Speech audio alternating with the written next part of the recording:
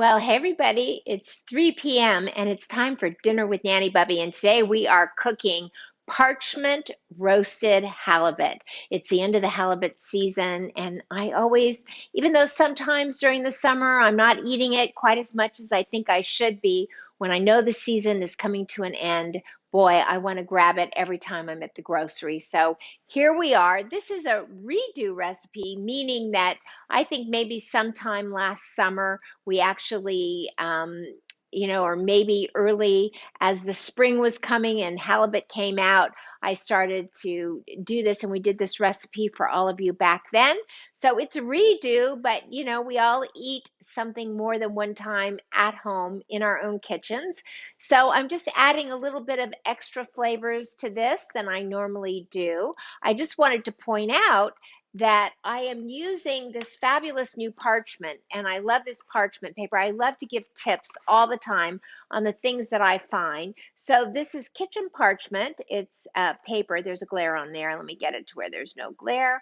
And actually, that's not glare. It's just paper stuck on there. There you go. Kitchen parchment paper. It's by Delicacia.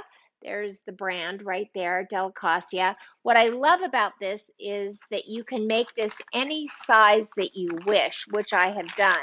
So it comes out, it reminds me of the Kirkland saran wrap, which I love.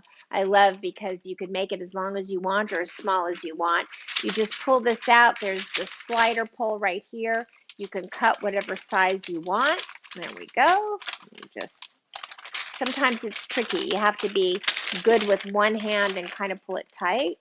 There we go. Nothing like demonstrating live on the air. And there we go. Hold on. Let's see. That has never happened before, but of course not. Hello, Tom Letitia. Nice to have you here. Thanks for joining me. I love it. Tom Roberts is here. Thank you, Tom. Thank you both for being here. I love it when my husband peeks on. You know why he's peeking on? I know his tricks. I know he's up to no good, this husband of mine. He's hungry, no doubt about it, and he's actually probably thinking, I wonder what we're having for dinner tonight. So now you know, my friend Tom.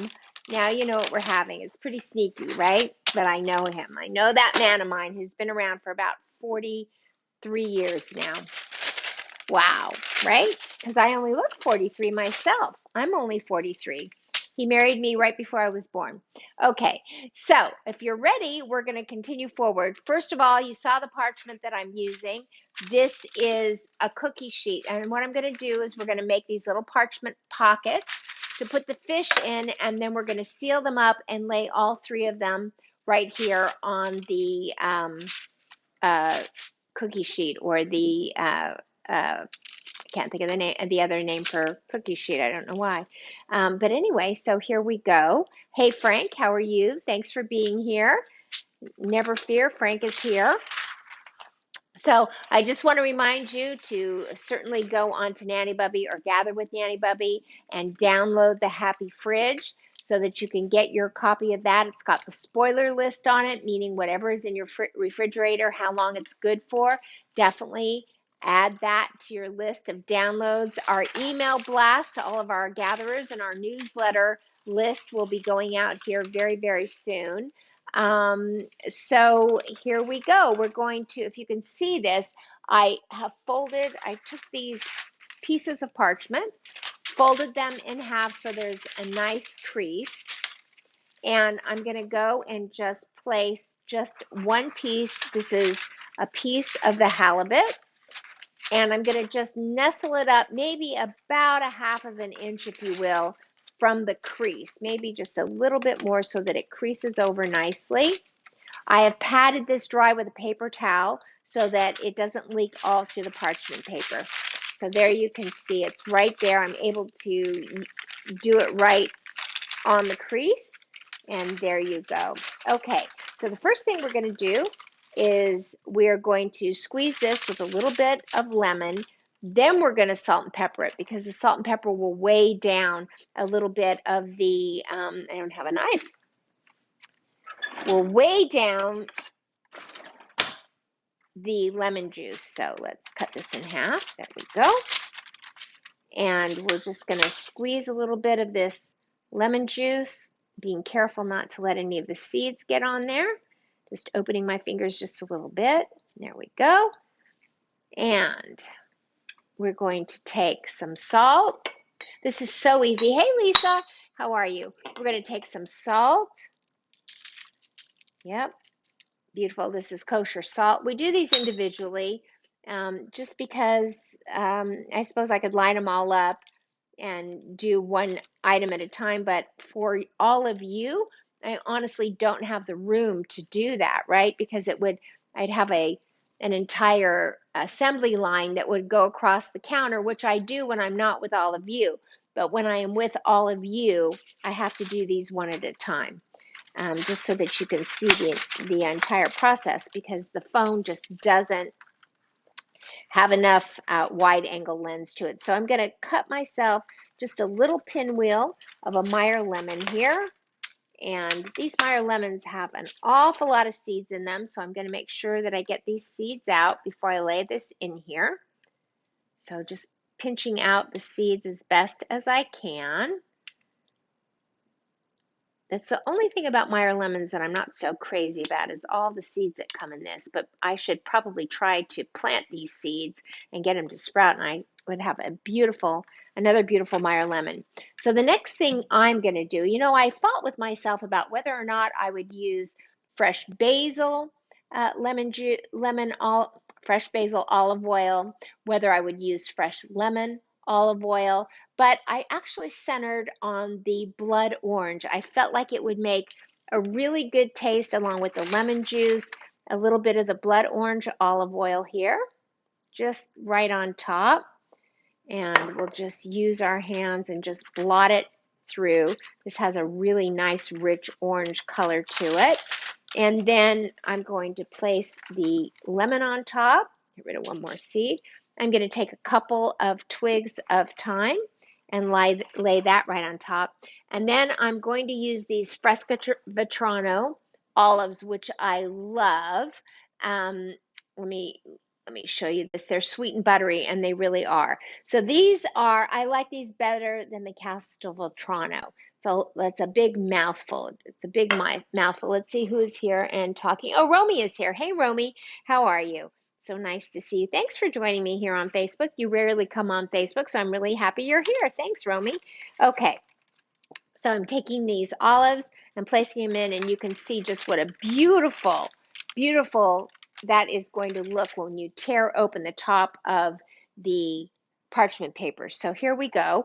The best way to seal, as you may remember, this egg has come slightly room temperature. It's still a little cold, but I don't think it matters.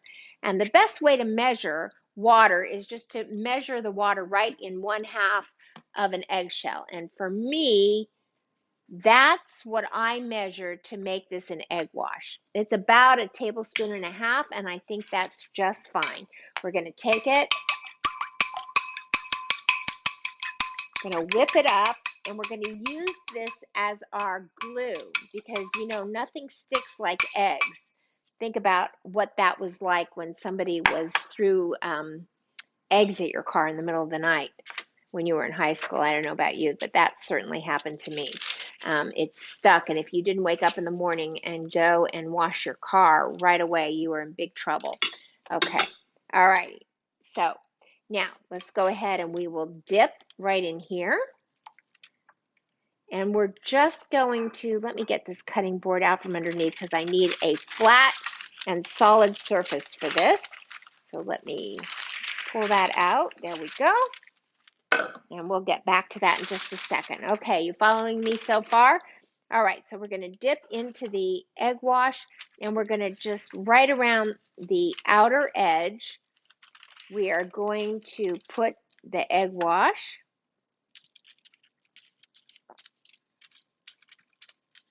There we go. Can you see that really well? There's the egg wash. Now what that will do, and I like this parchment paper because it's a little bit thicker than what I've used in the past. And so as a consequence, we're now going to take the edges and just press them together, just like this. There we go. And you do about an inch because sometimes the way that you cut the parchment is not exactly even. So you do that. And now what we're going to do is take these edges and we're going to start folding them just like this. Just fold them over, fold them over. You'll see it in a minute as I come around, tucking them in, tucking them in. It tucks into itself is what it does. Then you want to go back and just kind of crease it with your finger. There we go. And tuck it around and tuck it around. There we go. And this is holding really nicely. We'll give it a minute to dry because in the drying keeps it stuck. We'll put just a little bit of the egg wash right underneath where we're folding. Give it a chance to stick in there. There we go. And over here. So tell me, what did you do this weekend, everybody? Tell me what is new. So let me see. Somebody is talking to me. Frank says it looks delicious.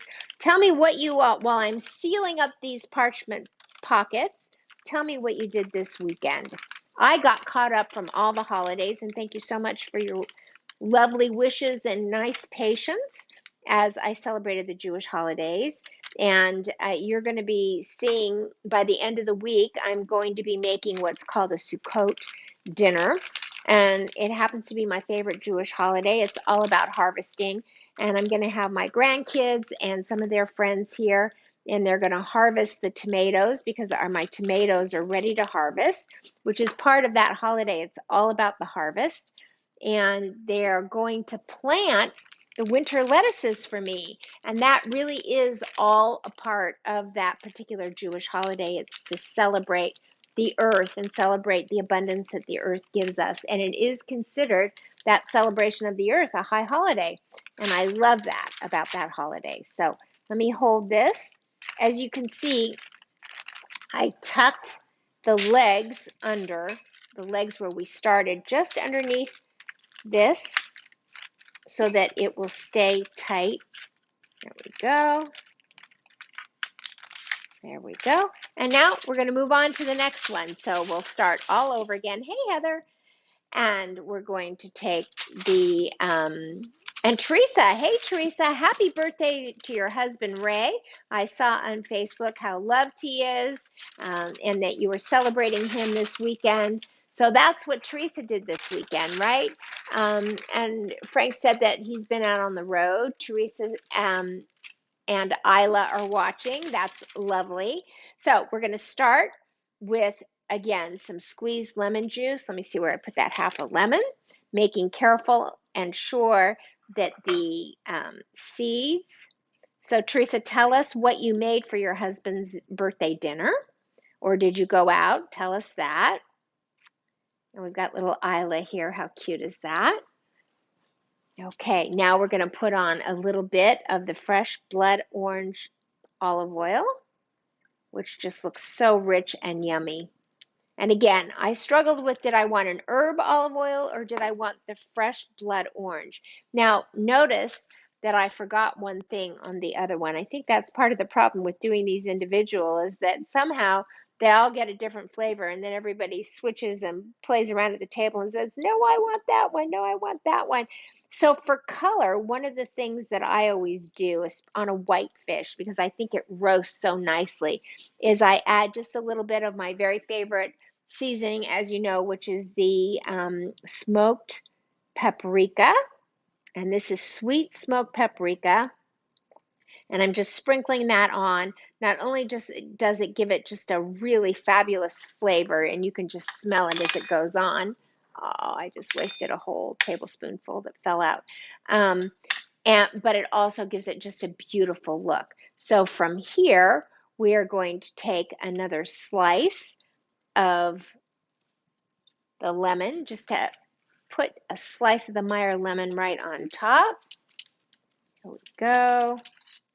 Getting rid, of course, of the seeds that are left in this one. Let's see, Teresa said you made a beef tenderloin with spice rub, roasted vegetables, and his favorite macaroni and cucumber salad. Ah, That sounds fabulous. It really does. And so we are going to be making tomorrow my beef tenderloin recipe inside a sous vide. So I myself have never done sous vide cooking. Give me a 1 if you've done sous vide cooking, if you've ever wanted to do sous vide cooking. And so, okay, there we go. Okay, all right. Now we're going to take the egg wash.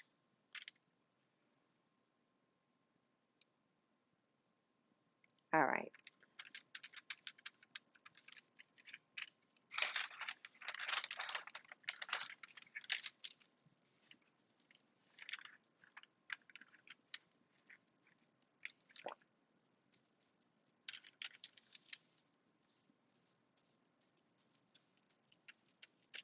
And wash the edges.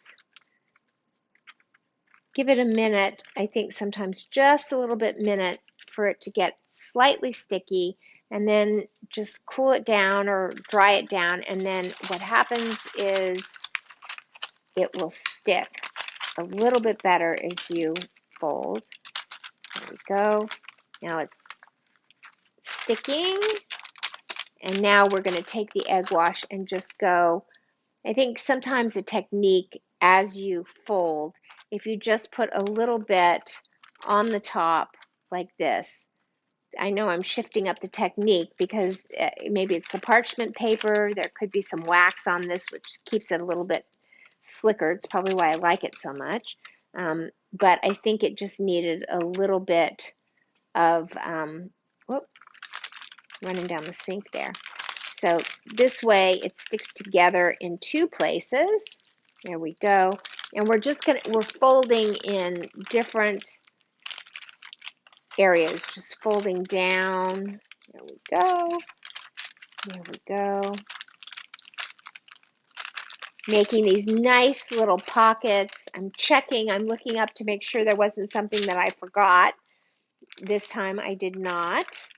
Got the smoked paprika in there.